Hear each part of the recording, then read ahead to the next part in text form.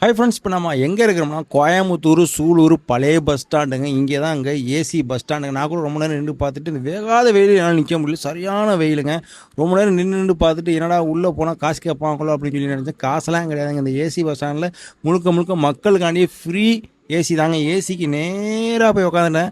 செம்ம கூலிங்க. பட் ஃப்ரெண்டில் இருந்தோம்னா அந்த கூலிங் கிடைக்காது. ஒரு 20 பேர் உள்ளே உட்காரலாங்க. அருமையான ஒரு சிஸ்டமேட்டிக் பண்ணியிருக்கிறாங்க சூலூரில். சூலூர் பழைய பஸ் ஸ்டாண்டில் இந்த இது இருக்குது ஏசி. பார்த்தீங்கன்னா அதுக்கு பேக் சைட்லேயே பேக்கரி, கூல்ட்ரிங்க்ஸ் கடை எல்லாமே அங்கே அமைப்பாக இருக்குதுங்க. சூப்பராக இருக்குங்க. ஏசி பஸ் ஸ்டாண்டில் வந்து நம்ம அழகாக வந்து ஃப்ரீயாக உட்காந்து ரிலாக்ஸன்ஸ் பண்ணிட்டு நம்ம பஸ் வந்துன்னா பஸ் ஏறி போயிடலாம். தயவுசெய்து ஒரு ரிக்வெஸ்ட்டுங்க, யாரும் ஆல்கஹால் யூஸ் பண்ணிட்டு உள்ளே உட்காராதீங்க. பப்ளிக் ரொம்ப டிஸ்டர்பன்ஸ் ஆகும். அருமையான ஒரு சிஸ்டமேட்டிக். இது மாதிரி உங்கள் ஊரில் எங்கெங்கே ஏசி பஸ் ஸ்டாண்ட் கட்டி விட்ருக்காங்கன்னு சொல்லி கமெண்ட் பாக்ஸில் கமெண்ட் பண்ணுங்கள்.